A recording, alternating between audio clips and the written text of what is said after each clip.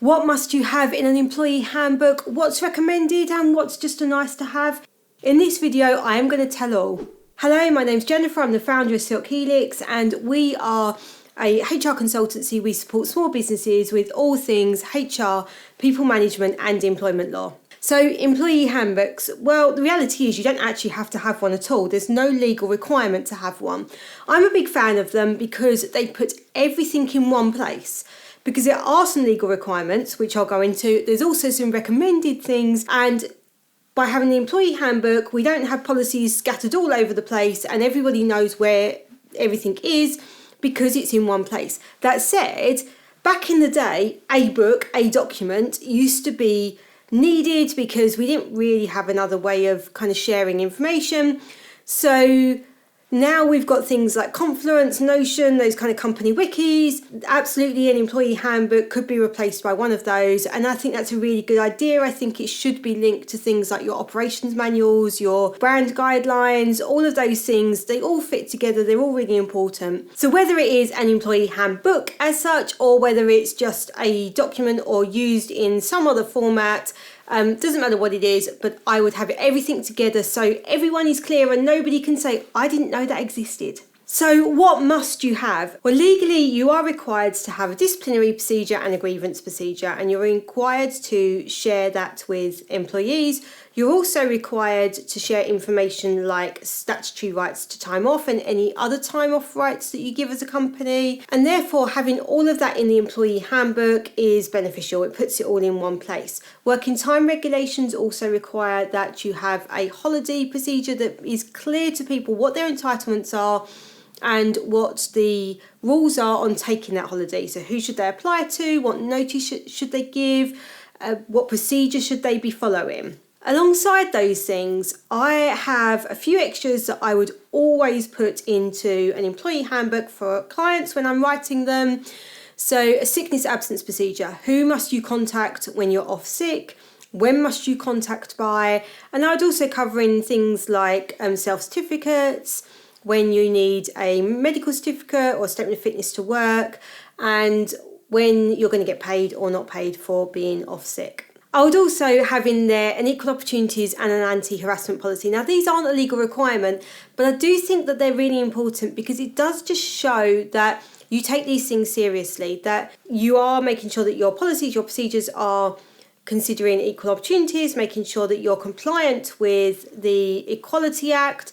Ideally, you'll be going a little bit further than that and looking about how you can be inclusive, but you'll also be showing people how they can report incidents of bullying or harassment and promoting an environment that obviously doesn't have bullying and harassment and is a healthy environment for people to come to work in. I'd also be, for virtually all my clients, looking at putting in an IT policy which covers the use of all devices, possibly even covers the use of Wi-Fi and personal devices, making it really clear what is and isn't allowed. One of the reasons is that we have to deal with disciplinaries around this a lot. We have to deal with issues where devices get lost, they get damaged, where inappropriate things are looked at or devices are used for inappropriate reasons.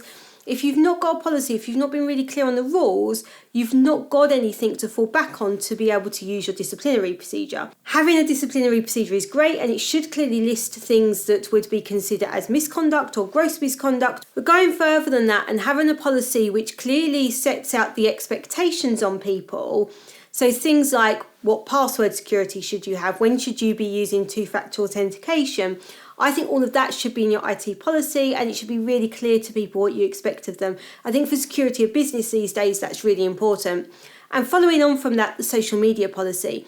How we use social media has changed. How we use social media policies has changed so much. It's probably the most changed in everything I have done in HR in the last 20 years. And of course, back then we weren't even considering social media policies. But really what we want to be making sure is that we're really clear on what our expectations are as a business. And that's because it varies from business to business. Some want people out on social media and promoting their business, others don't. What we see as appropriate or inappropriate is going to vary between industries and even businesses within those industries. That means that having a social media policy that people know about and are trained on what it means is really, really important. And just another note on employee handbooks, I would have them as non-contractual because they do change, and sometimes they need to change for the needs of the business. Yes, we can't fundamentally change someone's terms and conditions, what they're getting from work or what they're expecting from us, but we do need to be able to tweak and change rules to fit with the needs of the business going forward. As I say, the social media policy, for example, has changed so many times that we don't want to be going through contractual negotiations every single time. We want to be able to say this is non-contractual, it's a company policy, and it is something that can be changed and updated by the company as and when it's needed. And as I say, an employee handbook is not essential. It doesn't have to be a handbook, but everything in one place is ideal. So things like a company wiki or even your HR software. We use Breathe HR, which enables us to upload the employee handbook and get people to sign or tick to say that they've read it. Really good for audit trails and showing that people have actually read, and for us to be able to check up and remind people to review and read the employee handbook. There is a link in the description below if you're interested in Breathe HR and want to find out a little bit more about it. If you've got any questions about employee handbooks, pop them in the comments below and I will try and answer them. I might even use them to follow up another video. In the meantime, if you're finding these videos useful, if you're wanting more tips on HR for small business, hit that subscribe button and the notification bell so you don't miss a single one.